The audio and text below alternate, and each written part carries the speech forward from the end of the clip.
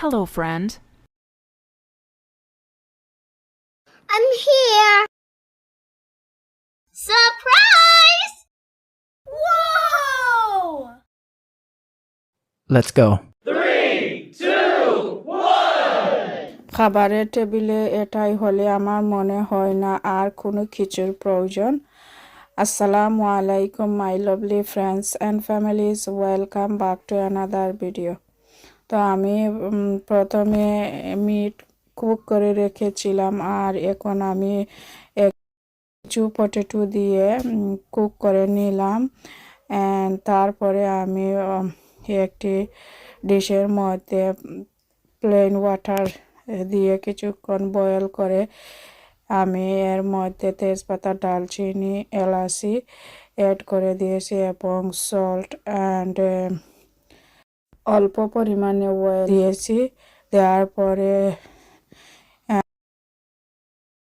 1.5 kilo rice আমি দিয়ে দিলাম।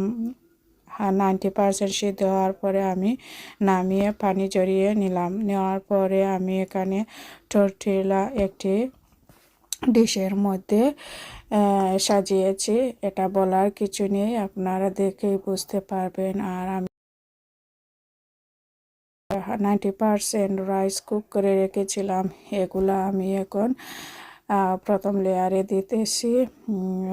ভালো করে স্প্রেড স্মুথ হাতে তো আমি এগুলাকে সুন্দরভাবে স্প্রেড করতেছি।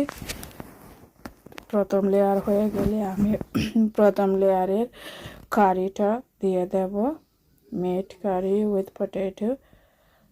তো প্রথম লেয়ারের কারি এখন দেওয়া হচ্ছে।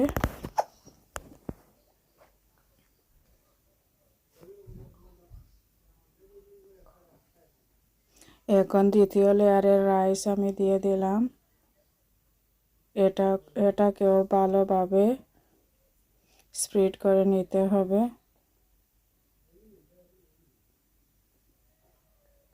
স্প্রেড করে নেওয়ার পরে দ্বিতীয় লেয়ারের কারি আমি দিয়ে দেব।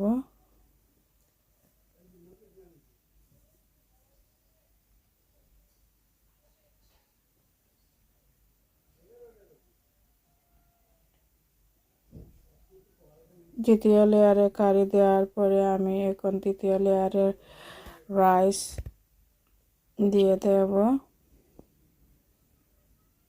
এটাকেও ভালোভাবে স্প্রেড করে নিব।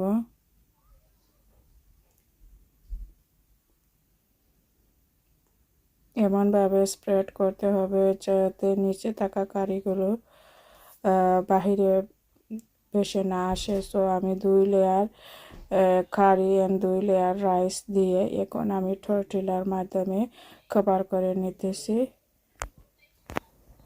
তো আরও একটি টর্টিলা দিয়ে আমি ফাইনাল কভার করে নেব যাতে ডিশে সুন্দরভাবে ট্রান্সফার করতে পারে।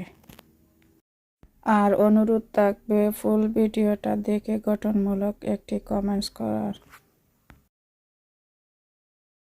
তো এই তো ফাইনাল লুক কেমন হলো, দেখতে যেমন লোভনীয়, খেতেও তেমনি মজাদার ছিল। আর আশা করি আপনাদেরও ভালো লাগবে। Goodbye. ভালো লাগলে লাইক, শেয়ার, কমেন্টস করতে ভুলবেন না।